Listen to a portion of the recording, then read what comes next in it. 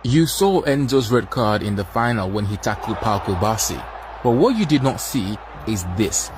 Nicolas Tagliafico goes down, unchallenged, no foul, and just goes down like that. Enzo gets a red card. Now watch what happens. There's a reason he's gone down in that phase of play. Now here comes the captain Messi approaching the referee, and he's pointing to guess who? Tagliafico, who's on the ground. What's he looking for? You guys know something called anti-football. Assalamualaikum saudara sebangsa setumpah darah para pecinta sepak bola, wabil khusus pecinta tim nasional Indonesia. Dan seperti biasa tentu saja tidak pernah lupa kita ucapkan salam yeye, salam songsang, dan salam makan pagi kepada tetangga kita ya, orang-orang tolol dengan IQ 15 ringgit dan otak sebesar kacang ya, kaum mula-mula darat ya, siapa lagi kalau bukan Bani Sarapan wal Angan-Angan yang tinggal di Republik Belacan Malaides ya. Setelah pasca berakhirnya Piala Dunia kali ini ya, kita masih sampai hari ini melihat bagaimana hiruk pikuk hujatan yang disampaikan dari berbagai kalangan kepada tim Argentina, dan Messi kelihatan sekali kehilangan legasinya ya. Legasi yang dia bangun begitu lama ya, citra sebagai anak baiknya runtuh akibat final Piala Dunia kali ini ya. Bahkan petisi orang untuk minta FIFA memban Argentina dari keikutsertaan di Piala Dunia berikutnya itu sudah hampir mencapai rekor dari Guinness Book of Record itu ya. Sudah 26 juta lebih kemarin yang mencapai petisi itu. Nah, di luar Piala Dunia itu sekarang ya kita akan kembali ya ke realitas di sini, ke kompetisi kita sendiri yang kali ini Piala Ciki AFF Yande itu sebentar lagi akan berlangsung, dan Indonesia yang sedang melakukan training di Bali di uji coba terakhir berhasil menang dengan skor 3-0 ya di dalam pertandingan tertutup melawan tim saya Bali United yang menurunkan tim utamanya. Ya, di sana dengan starting line up ada Igun di sana starting line up, tetapi sepertinya entah di babak kedua, pertama karena ini pertandingan tertutup, informasinya juga tidak begitu jelas bagaimana kapan diganti pemain-pemain inti tersebut. Yang jelas yang disampaikan bahwa yang mencetak gol itu adalah Mark Klok, kemudian Doni Tripamungkas, dan pemain kita yang baru saja sah menjadi WNI ya, siapa lagi kalau bukan Michelle Baker.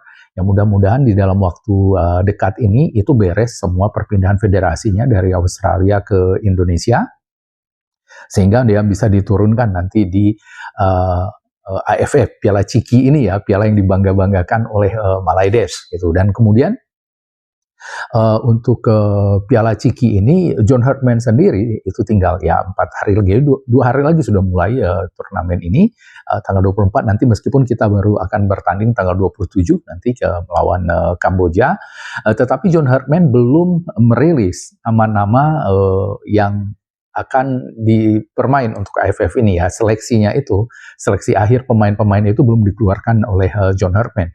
Tapi yang jelas di dalam konferensi persnya atau saat ditanya wartawan pasca pertandingan melawan Bali United ini, John Herdman mengatakan dia sangat puas, dia sangat gembira dengan permainan dari tim ini dan dalam uji coba tersebut, karena dia bisa menurunkan semua pemain dan bisa melihat bagaimana mereka itu di dalam tim, dan kemudian juga kerangka tim ini sudah mulai terlihat katanya ya, dan kemudian identitas bermainnya sudah terlihat, itu kata John Herdman. Nah, dan kabar gembira bukan hanya dari tim putra ini ya, Garuda Pertiwi kita juga berhasil menjuarai ASEAN Women Cup ya, ASEAN Women's Cup back to back ya, menjadi juara pertama lagi seperti tahun lalu, setelah di final itu menggulung Laos dengan skor yang nggak tanggung-tanggung 5-0. Jadi di pertandingan tadi itu seolah-olah lapangannya miring ya, seperti ketika Spanyol melawan Argentina, itu Laos tidak diberi napas oleh Garuda Pertiwi kita itu, dan akhirnya menang 5-0 ya, dan menang 5-0 dan memastikan diri menjadi juara dan lolos untuk ASEAN Women Championship yang di sini untuk tier 1-nya untuk kompetisi tim putri untuk di ASEAN ini yang di sana sudah sebelumnya menunggu ya raja atau ratunya ASEAN ya. Di sana sudah ada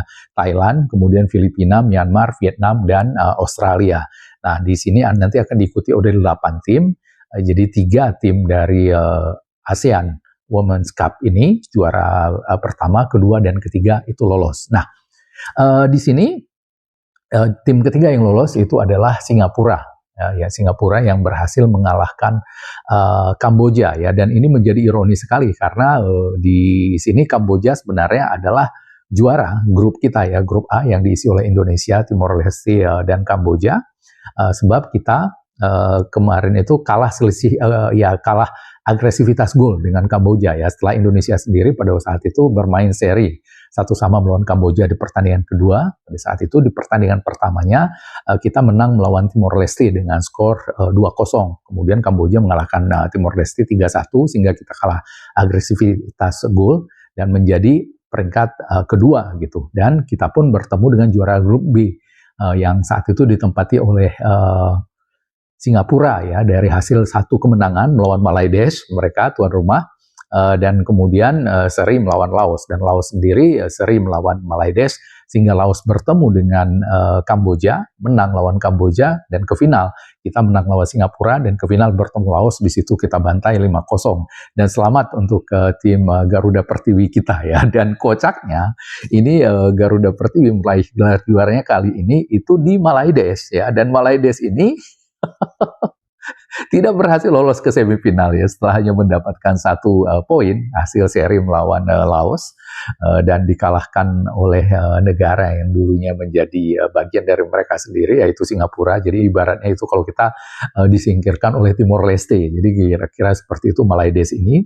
Dan seperti biasa ya, tim dari negara yang 22 juta katanya, 2 juta bayi yang lahir di sana itu adalah hasil dari perkawinan dari perempuan Malaysia dengan Rohingya, ditambah dengan perempuan Bangladesh, yang mungkin sisa tinggal sedikit sekali perempuan yang untuk jatah dari laki-laki Malaysia ini tipe M ya. Jadi yang akhirnya makanya kita tidak heran juga kalau banyak boti, banyak pondan di sana itu.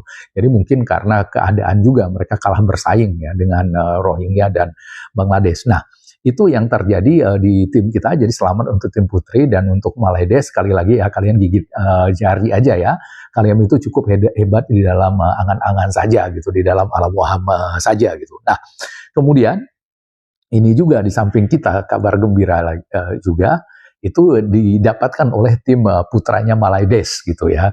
Jadi Wan Kuzain ya, pemain yang mereka gadang-gadang, mereka bangga-banggakan sejak tahun 2016-an ketika pemain dari kelahiran Illinois di Amerika ini dulu bergabung dengan tim dari St. Louis di negara bagian Missouri di sana, dan kemudian diambil oleh Kansas City, Sporting Kansas City, dan bermain di MLS dan langsung mencetak gol di pertandingan keduanya. Jadi itu seolah-olah mereka itu sudah menjadi pemain yang sangat hebat. Wan Kuzain ini itu dibangga-banggakan dulu, begitu hype di Malaysia pada saat itu ya, dan dia sempat 3 tahun di sana, tetapi udah nggak lagi menjadi pemain inti ya, sampai 2022 ya di Kansas City, kemudian diturunkan ke ke tim challenge-nya Kansas City 2. Itu kalau di kategorikan secara divisi itu kira-kira divisi 3 ya, sebelumnya di championship, dan saat ini sudah turun championship lagi. Dan akhirnya dia benar-benar dipanggil ke Malaysia untuk bermain di Piala Ciki kali ini.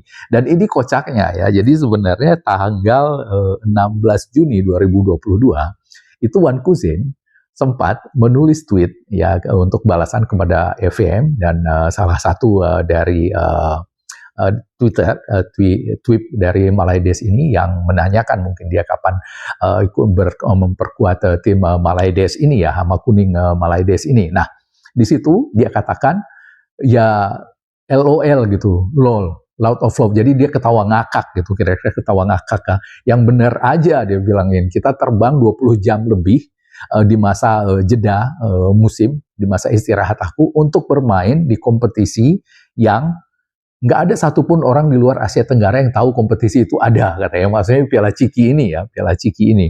Itu yang katanya dulu gitu. Dan itu sempat membuat marah orang-orang Malaides. Tapi sekali lagi menunjukkan bahwa orang Malaides ini memang nggak ada malunya yang menjilat ludah sendiri gitu. Kemudian kali ini Wan Kuzin akhirnya benar-benar datang ke Malaides dan mungkin nanti akan memperkuat Malaides di Piala Ciki ya, turnamen yang mana mereka membuat mereka trauma sampai sekarang ini. Kita kalahkan 4-1 dulu. Shin Tae-yong addressed that, didn't he, as that falls to Koguswan Raj.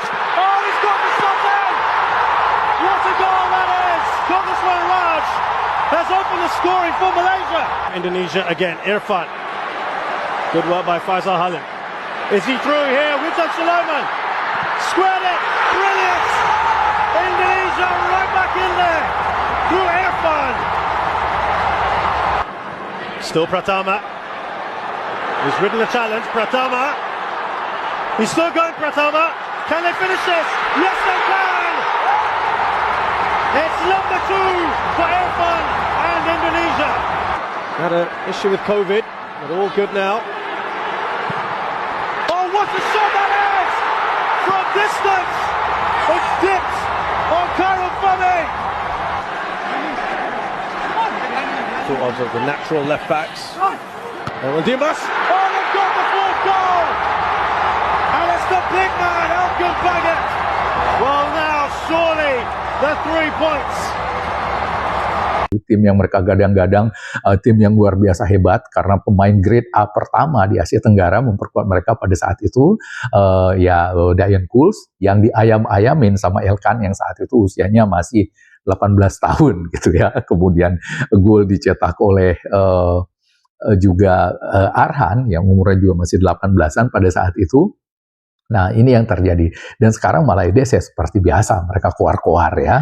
Seolah-olah Wan Kuzin ini adalah pemain-pemain yang udah setara dengan pemain-pemain yang bermain di Eropa ya. Sama seperti umpamanya ya sebut saja Calvin Verdongnya kita, atau El Capitano-nya kita, Zez yang bermain di Serie A gitu. Padahal si Wan Kuzin ini adalah pemain yang bahasanya itu overrated ya, yang terlalu dibesar-besarkan ya, nggak ada sebenarnya kehebatannya. Selain dia mencetak gol untuk Kansas itu, selebihnya dia itu ya jadi camat selama 2 tahun itu sampai 3 tahun di Kansas ini, sampai kemudian dilempar ke tim keduanya, tim cadangan gitu ya Challenger.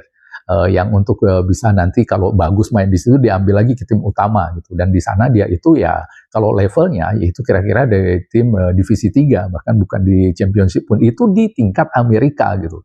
Jadi kalaupun levelnya itu disamakan dengan timnas kita ya itu maksimal dia itu kayak Adrian Wibowo lah levelnya ya, jauh dari Martin Pas yang menjadi kiper inti di Dallas pada saat itu, yang sekarang sudah menjadi kiper Ajax. Tetapi inilah Malaides ya, bangsa yang memang tidak pernah punya prestasi apapun yang bisa dibanggakan ya. Jadi prestasi kayak begini pun mereka udah hebat sekali gitu, karena memang sudah segitu kapasitasnya.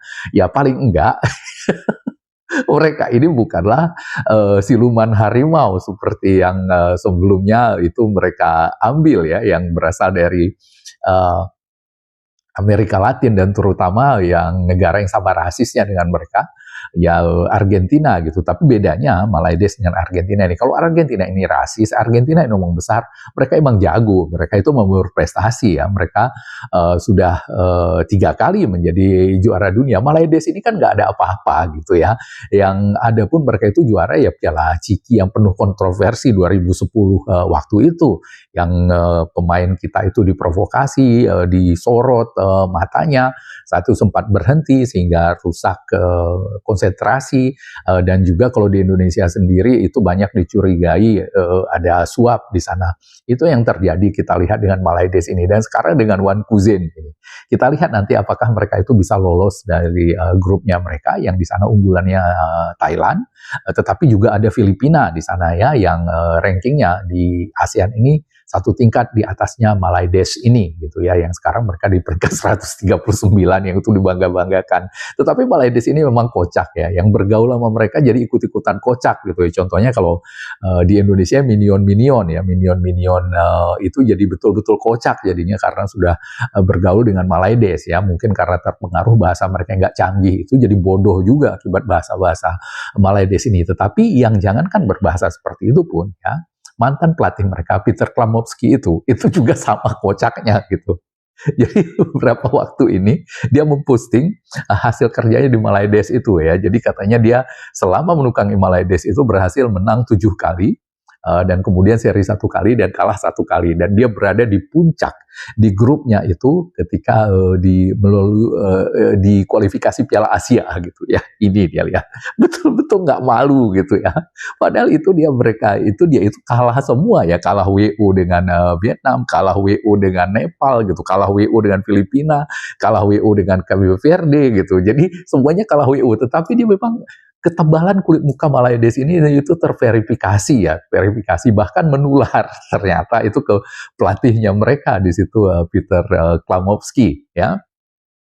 Jadi seperti itu video kali ini dari saya. Kita tunggu saja nanti bagaimana Malaides ini dengan Wan Kuzen-nya yang mereka gadang-gadang sebegitu hebat ya. Tapi kalau saya perkirakan sih dia nggak akan lebih bagus daripada pemain-pemain lokal kita ya, seperti Hanan gitu, atau kemudian Axel Runtukau gitu. Levelnya ya selevel-level itulah gitu ya, nggak usah dibandingkan dengan pemain-pemain diasporanya kita, bahkan di bawahnya Donitri itu hampir bisa dipastikan ya nggak akan jago-jago amat si yang terlalu dibesar-besarkan si Wan Kuzen ini ya, karena khusus khas dari orang Malaides yang memang waham ini ya. Dan Wan Kuzen sendiri ya tidak diragukan itu darah Malaidesnya, karena sama sombongnya meskipun pencapaiannya nggak ada apa-apa, tapi petentengannya sombongnya Wan Kuzen ini memang Malaidesiawi sekali gitu ya. Jadi kita nantikan pertandingan di Piala Ciki ini ya untuk hiburan aja sih sebenarnya, dan ya daripada nggak ada pertandingan bola, nggak ada kualifikasi, nggak ada apa, ya udah kita nonton nanti Piala Ciki ini. Meskipun saya sendiri ya nggak peduli sih sebenarnya apakah Indonesia akan juara atau enggak kali ini, ya paling enggak ini menjadi ajang bagi John Herdman untuk lebih bisa mengasah kedekatan pemain-pemain kita ini untuk persiapan untuk Piala Asia nanti, atau Piala ASEAN FIFA ASEAN Cup yang nanti akan berlangsung September gitu ya. Dan sementara itu apa yang dikatakan oleh Romain Molina bahwa dia akan Indonesia menjadi target sebelumnya, sampai saat ini masih belum jelas. Ya, jadi kemungkinan besar sih saya pikir itu soal penunjukan tuan rumah Indonesia yang Piala Dunia U17 atau pembatalan Piala Dunia U20, atau juga bisa mungkin penunggakan gaji di sana. Yang jelas apa yang kita saksikan ini, apa yang disampaikan oleh Romain Molina ini, di Indonesia malah banyak mendapat dukungan ya dari fans-fans sepak bola Indonesia ya. Sangat setuju kalau PSSI ini betul-betul dia bongkar boroknya, dia apa, malah kita di Indonesia ini sangat setuju ya. Dan sebelumnya Molina ini kita ketahui juga membongkar kecurangan dari AFA, PSSI-nya Argentina gitu, yang sampai ke FBI sana di Amerika. Itu kita nantikan lagi. Nah, yang jelas ini sebentar lagi Piala Ciki akan segera dimulai, dan kita juga menunggu siapa nanti yang menjadi tim ya pilihan John Herdman yang terakhir ini gitu, yang akan menjadi punggawa dari tim Indonesia yang bertanding di Piala Ciki kali ini ya. Dan kita nantikan juga pertandingan pertama kita nanti melawan Kamboja tanggal 27. Oke, jadi demikian dulu video kali ini dari saya. Kita tunggukan permainan tim kita dan juga segala kekocakan yang datang dari negeri Malaides ya, Republik Belacan. Demikian, Assalamualaikum warahmatullahi wabarakatuh, dan merdeka.